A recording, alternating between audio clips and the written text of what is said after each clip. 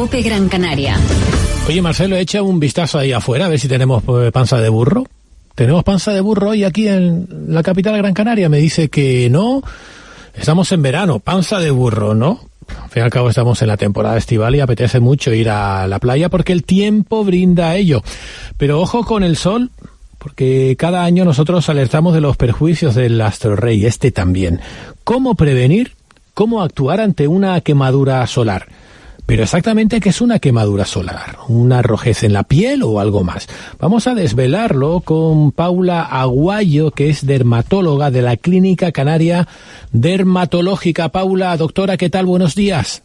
Hola, buenos días. Encantada de estar con vosotros esta mañana, Javier. Para nosotros también es un placer charlar con usted. Vamos a hablar de esta guía para la prevención y el tratamiento de las quemaduras solares. Y vamos a empezar, si le parece bien, doctora, por el principio. ¿Cómo distinguimos una quemadura en la piel? ¿Cómo sabemos que estamos ante una quemadura y no cualquier rojez, independientemente de que haya sido producido por el sol? Pues bien, en este caso, Javier, al final cualquier grado de enrojecimiento en la piel que se produce a consecuencia de una sobreexposición aguda a la luz ultravioleta que emite el sol se puede considerar ya una quemadura de primer grado. Pero va a depender de la intensidad, la aparición de otros síntomas, como por ejemplo descamación en mayor o menor medida, dolor en la piel, hipersensibilidad, tumefacción, e incluso en quemaduras más graves se puede dar la aparición de ampollas. ¿Cuántos grados hay de quemadura por los efectos del sol, doctora? Generalmente, por los efectos del sol, solemos ver quemaduras de primer y de segundo grado. Mucho más frecuentes las quemaduras de primer grado. ¿Y se dan igual independientemente de la estación del año en el que estemos, o a lo mejor ahora en verano tenemos que protegernos un poco más? Pues al final va a depender mucho de la estación y la facilidad con la que una persona sufre una quemadura. Pues bueno, depende de muchos factores. Uno de ellos es el tipo de piel, es la capacidad de la persona para broncearse. También depende de la edad, del ángulo con el que incide la luz solar, que va a ser mucho mayor y con mucha más intensidad en los meses de verano y en las horas centrales del día. Entonces, en la época del año también es un factor que influye, la vestimenta, el lugar geográfico, la altitud y bueno, al final la cantidad de radiación ultravioleta que se recibe el día de la exposición. Doctora, ¿toda quemadura deja secuela, aunque sea algo superficial o en primer grado? Sí, la quemadura es algo que tenemos que evitar a toda costa, ya que está muy relacionada con el melanoma, un tipo de cáncer de piel muy agresivo y con una alta mortalidad. Y es que por cada quemadura que se sufre, aunque sea una quemadura de primer grado, el riesgo de padecer melanoma en la edad adulta aumenta. ¿En qué momento debemos preocuparnos por los efectos del sol? Pues realmente la luz solar tiene efectos beneficiosos, sin duda, entre ellos los relacionados con la síntesis de vitamina D y esto lo necesitamos, pero la exposición prolongada y sin ningún tipo de protección pues puede tener graves consecuencias, entre ellos pues la aparición de esta quemadura solar. Cada quemadura acumula daños en la piel, acelera el envejecimiento y produce lesiones benignas como por ejemplo manchas. Y bueno, pues la mayoría de formas de cáncer de piel. En España hay unos 4.000 casos de melanoma al año y más de 74.000 casos de cáncer cutáneo no melanoma. Y estas cifras hay que tener en cuenta que se han duplicado en los últimos 30 años y que pueden seguir creciendo si no adquirimos unos hábitos adecuados de exposición y nos revisamos periódicamente la piel. ¿Se han duplicado por los malos hábitos que tenemos nosotros en esa prolongada exposición al sol, o porque quizás el sol no es el mismo de hace algunos años, hace 20 o 10 años, de una década? Bueno, en este sentido yo creo que ha tenido mucho que ver, tienen que ver varios factores.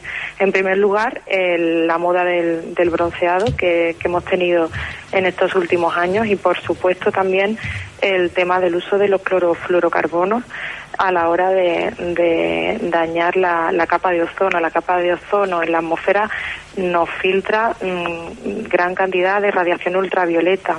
Hay 3 tipos de radiación ultravioleta que que se clasifican en función de su longitud de onda, la A, la B y la C. La radiación ultravioleta C, por suerte, es filtrada al 100% en la atmósfera y también es filtrada gran parte de la radiación ultravioleta B, llegando a nuestra piel principalmente radiación ultravioleta A y radiación ultravioleta B.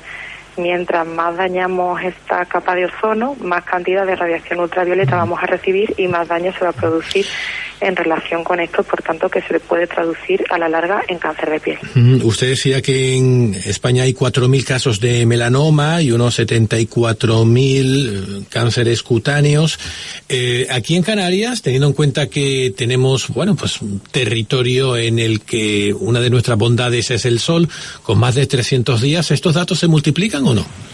Bueno, en general 1 de cada 5 canarios puede tener cáncer de piel, esas son las estadísticas.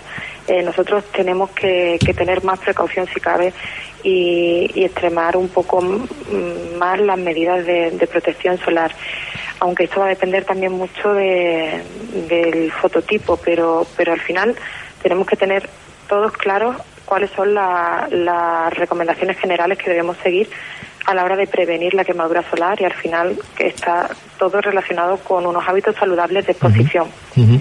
¿Estamos concienciados los canarios del daño que nos puede producir a nuestra piel el sol? Todavía seguimos viendo quemaduras y sobre todo en un sector más vulnerable de la población, como son los adolescentes y los adultos jóvenes. En este sentido, pues en esta etapa de la vida hay mayor presión social con el bronceado y una menor percepción del riesgo. Y es que el 80% de la radiación ultravioleta que se recibe antes de los 18 años de edad. Entonces, tenemos que estar muy atentos a este grupo poblacional y, bueno, por supuesto, atentos a los niños. Por supuesto, el hecho de que una persona haya sufrido una insolación, y teniendo en cuenta que siempre decimos que la piel tiene memoria, ¿lo hace más propenso para padecer en el futuro algún cáncer de piel, doctora?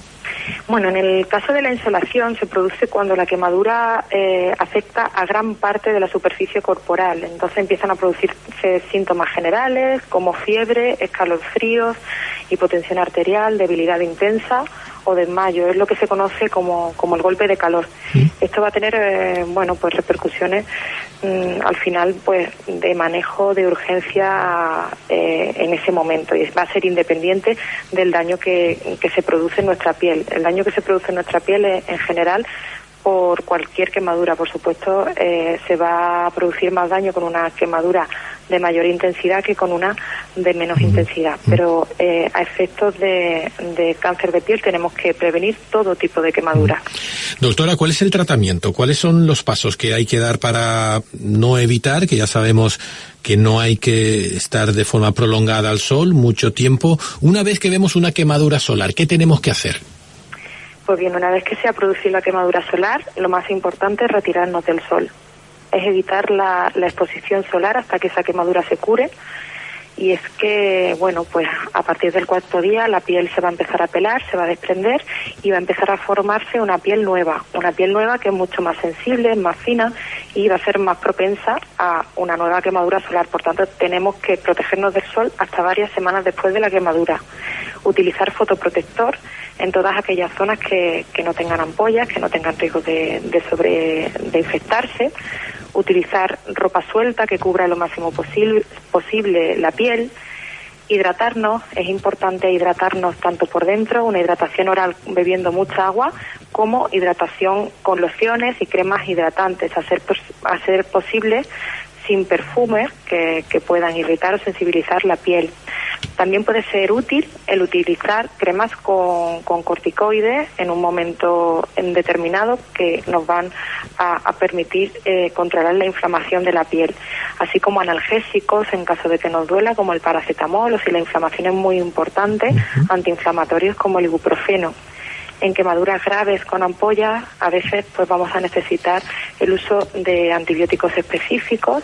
Y en general la mayoría de las ampollas, pues saber que curan por sí solas y no necesitan ser drenadas. Y ya por último, pues evitar las pomadas o lociones con anestésico local, que aunque pueden producir un alivio inmediato, a la larga pues pueden producir también reacciones alérgicas. Doctora Paula Aguayo, dermatóloga de la Clínica Canarias Dermatológica, muchísimas gracias por atender a la cadena COPE. Que pase un buen día, doctora. Un placer, buen día.